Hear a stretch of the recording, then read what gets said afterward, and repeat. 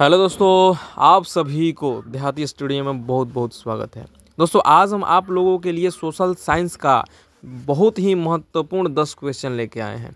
तो चलिए दोस्त, वीडियो क्या करते हैं, शुरू करते हैं। और आप लोगों से रिक्वेस्ट है कि वीडियो को शुरू से लेकर अंत तक देखिएगा। तो चलिए दोस्त, हम लोग पहला नंबर क्वेश्चन पे चलते हैं। तो पहला नंबर क्वेश्चन कह रहा है कि विश्व व्यापार संगठन का पूर्व नाम क्या था। यानी कहने का मतलब हो गया कि पूर्व का मतलब होता है पहला, ठीक है। तो विश्व व्यापार संगठन का पहला नाम क्या था, तो यहाँ पे दिया गया है। इसका राइट आंसर क्या हो जाएगा, गैट हो जाएगा, GATT, ठीक है। तो इसका राइट आंसर क्या हो जाएगा दोस्तों, ए हो जाएगा। याद रखिएगा, बहुत ही महत्वपूर्ण क्वेश्चन है।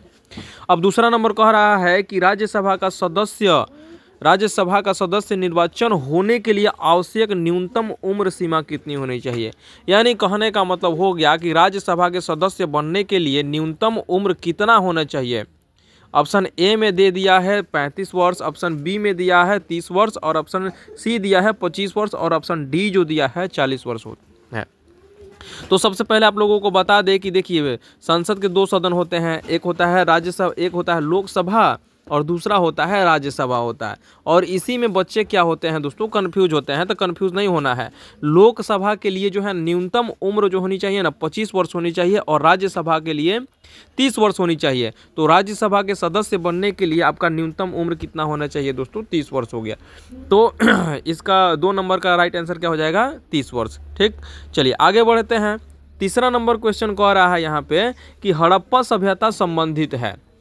हड़प्पा सभ्यता किससे संबंधित है, कांस्य युग से, या नवपाषाण युग से, या पाषाण युग से, या लौह युग से संबंधित है। तो आप सभी को याद होगा कि हड़प्पा सभ्यता को कांस्य युग सभ्यता कहा जाता था, ठीक है। तो हड़प्पा सभ्यता जो संबंधित है ना, वह कांस्य युग से संबंधित है, क्योंकि हड़प्पा सभ्यता में ही क्या किया गया था, कांसा का खोज किया गया था, इसलिए इसको कांस्य युग कहा गया। चलिए चौथा नंबर क्वेश्चन कह रहा है कि वर्ष 1857 में मेरठ में प्रथम सिपाही विद्रोह की आग किस दिन भड़की।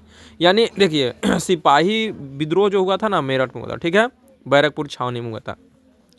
तो वो कब हुआ था, तो 1857 में तो हुआ ही था, लेकिन कब हुआ था, किस दिन को हुआ था, तो याद रखिएगा 10 मई को। 10 मई 1857 ईस्वी को क्या हुआ था कि सिपाही विद्रोह हुआ था। और 1857 का जो है ना, 1857 का ये प्रथम विद्रोह था, सिपाही विद्रोह। उसके बाद जो है ना, संपूर्ण भारत में क्या हुआ था, फैल गया था।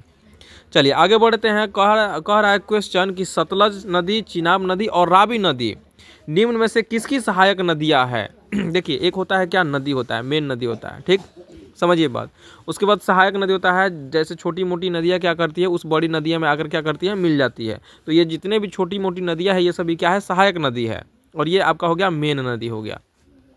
तो वहीं कह रहा है कि सतलज, चिनाब और रावी नदी जो है ना, किसकी सहायक नदियां है। ऑप्शन ए में दिया है ब्रह्मपुत्र, ऑप्शन बी दिया है गंगा, ऑप्शन सी दिया है सिंधु, और ऑप्शन डी जो दिया है कावेरी दिया है।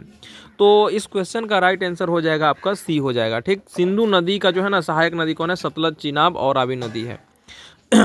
हड़प्पा सभ्यता जब पढ़े होंगे तो इसमें जरूर बताया गया होगा। चलिए आगे बढ़ते हैं। अब अगला नंबर क्वेश्चन कह रहा है कि जातक जो है किसकी, जातक जो है ना पवित्र ग्रंथ है। जातक जो है पवित्र ग्रंथ है किसका, वैष्णव धर्म का, जैन धर्म का, बौद्ध धर्म का, या शैव धर्म का, शिव धर्म, ठीक है।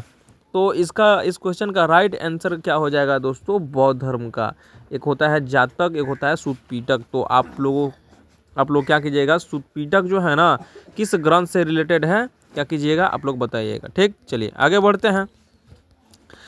अब अगला नंबर प्रश्न कह रहा है यहाँ पे कि भारत के राष्ट्रपति को पद से कौन हटा सकता है। यानी जो भारत के जो राष्ट्रपति है ना, उसके पद से कौन हटा सकता है। ऑप्शन ए में दिया है लोकसभा, प्रधानमंत्री, ऑप्शन सी दिया है संसद, और ऑप्शन डी जो दिया है आपका मुख्य न्यायाधीश। तो इसका राइट आंसर क्या हो जाएगा दोस्तों, सी हो जाएगा। भारत के जो राष्ट्रपति है ना, उसको कौन हटा सकता है, तो संसद, ठीक है।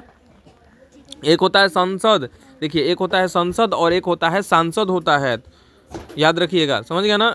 एक होता है संसद और एक दूसरा होता है सांसद। तो सांसद क्या हो गया, सदस्य हो गया, संसद में बैठने वाले लोग हो गए, और संसद क्या हो गया, एक हॉल हो गया, एक घर हो गया, ठीक है जी, जिसमें राज्यसभा और विधानसभा और राष्ट्रपति भी आते हैं। चलिए अब 7वां नंबर क्वेश्चन कह रहा है कि चंद्रगुप्त प्रथम का राज्य अभिषेक कहाँ हुआ था। यानी जो चंद्रगुप्त जो मौर्य थे ना जी, तो उनका राज्य अभिषेक कब हुआ। चंद्रगुप्त प्रथम कह दिया है तो यानी चंद्रगुप्त मौर्य हो गया। तो चंद्रगुप्त मौर्य का राज्य अभिषेक का हुआ था। ऑप्शन ए में दिया है इलाहाबाद, ऑप्शन बी दिया है बनारस, ऑप्शन सी दिया है कनौज, ऑप्शन डी जो दिया है आपका पटना दिया है। तो इस क्वेश्चन का राइट आंसर क्या हो जाएगा दोस्तों, डी हो जाएगा, पटना। समझ गया ना जी। चंद्रगुप्त मौर्य का राज्य अभिषेक का हुआ था, पटना में हुआ था। और कमेंट बॉक्स में बताइएगा कि चंद्रगुप्त मौर्य जो है किसको हराकर, यानी किनको हराकर जो है गद्दी पर बैठा हुआ था। ठीक है, चलिए आगे बढ़ते हैं। और यहाँ पे 8वां नंबर क्वेश्चन कह रहा है किसका चुनाव जो है ना एकल संक्रमणीय मत प्रणाली पर आधारित है। ये देखिए न है ना, इसको ड़ बना लीजिएगा क्योंकि ये क्या होता है टाइपिंग बॉक्स में नहीं आ रहा था, इसलिए हम क्या कर दिए हैं, न बना दिए हैं। तो यहाँ पे क्वेश्चन है कि किसका चुनाव जो है एकल संक्रमणीय मत प्रणाली पर आधारित है।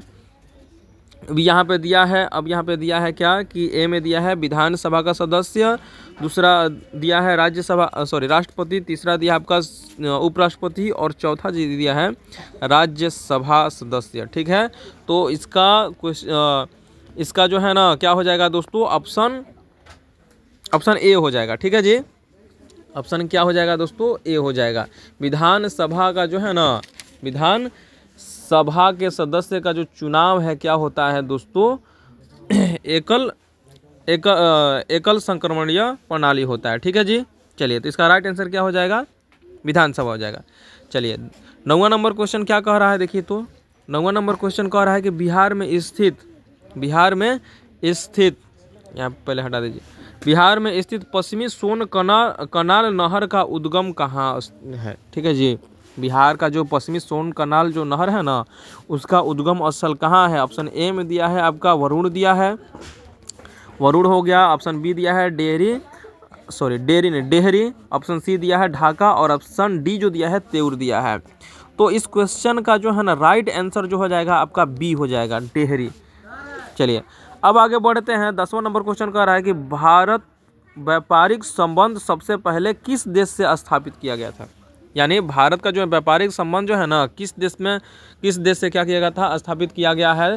तो ऑप्शन ए में दिया है पुर्तगाल, ऑप्शन बी दिया है इंग्लैंड, ऑप्शन सी दिया है स्विट्जरलैंड और ऑप्शन डी जो दिया है आपका फ्रांस दिया है। तो इसका राइट आंसर हो जाएगा आपका ए हो जाएगा। यानी भारत का संबंध जो है ना व्यापारिक संबंध जो है किससे था, तो पुर्तगालियों से था, याद रखिएगा। ठीक है, ये इंग्लैंड तो बाद में आया, इंग्लैंड का किए अपना व्यापार स्थापित किए, यहाँ पे पुर्तगालियों को हरा के स्थापित किए थे। ठीक है, लेकिन पहला जो संबंध है ना पुर्तगाल से था। तो आज के लिए क्या है दोस्तों, इतना ही है और उम्मीद करते हैं आप लोगों को वीडियो पसंद आई होगी। अगर वीडियो पसंद आई होगी तो चैनल को लाइक, सब्सक्राइब और वीडियो को शेयर कर लीजिएगा। तो ठीक है दोस्तों, आज के लिए क्या है दोस्तों, इतना ही है।